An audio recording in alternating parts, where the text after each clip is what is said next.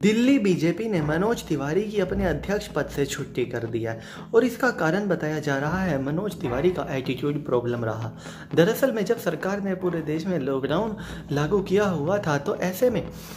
में Manoj Tiwari ruling party का सांसद होते हुए पार्टी हाईकमान यहाँ तक कि पीएम जो कह रहे थे, पीएम जिस बात की अपील कर रहे थे उस बात से ऊपर चले गए और लॉकडाउन के वक्त में उन्होंने क्रिकेट का मैच खेला और यही बात उनके खिलाफ गई और इसी वजह से उनको दिल्ली के अध्यक्ष पद से हाथ धोना पड़ा। जाहिर सी बात है, जिस लॉकडाउन पर बीजेपी इतना फोकस कर रही थी, जिस लॉकडाउन का बीजेपी इतना प्रचार कर रही थी कि इसकी वजह से भारत में अभी तक कोरोना ज़्यादा नहीं फैला है, और अगर उसी लॉकडाउन का उल्लंघन बीजेपी के सांसद, बीजेपी के दिल्ली प्रदेश के अध्यक्ष ऐसा करते पाए गए कि उस लॉकडाउन का उल्लंघन किया, सिर्फ उल्लंघन नहीं किया, क्रिकेट मैच खेला जबकि सरकार ने सभी खेलों की गतिविधियां बंद की हुई थी, और सिर्फ इतना ही नहीं, जो सोशल डिस्टेंसिंग थी उसका भी पालन नहीं किया गया। तो फिर ये सब करने के बाद जाहिर सी बात थी, और इसके बाद ये फोटो सोशल मीडिया पर डालकर लोगों को दिखाना कि वो लॉकडाउन में क्रिकेट खेल रहे हैं,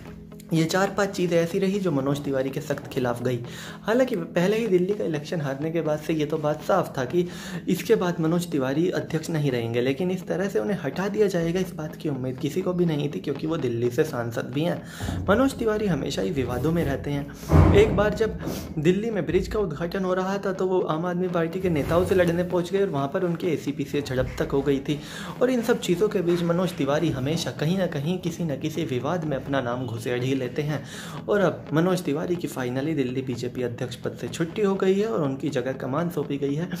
दिल्ली बीजेपी के कद्दावर नेता आदेश कुमार गुप्ता को। और ऐसा माना जाता है कि जो दिल्ली के मूल रूप से दिल्ली के लोग हैं उन्होंने मनोज तिवारी को कभी भी पसंद नहीं किया, और इस वजह से जो दिल्ली का जो इलेक्शन था, दिल्ली की जो मेन दिल्ली के लोगों की वोट थी वो बड़े लेवल पर बीजेपी को नहीं मिली, और उसका कारण कहीं ना कहीं मनोज तिवारी का अध्यक्ष होना भी था, क्योंकि लोगों का मानना था कि दिल्ली स्टेट का जो अध्यक्ष है वो दिल्ली का ही नहीं है, और इस बात का इम्पैक्ट भी काफ़ी ज़्यादा पड़ता था। तो चलिए दोस्तों, मैं राहुल चौधरी फिलहाल इस वीडियो के लिए इतना ही। आगे भी इसी तरह की देश दुनिया बॉलीवुड और खेल की तमाम खबरों के लिए बने रहिए मेरे साथ। जय माता दी।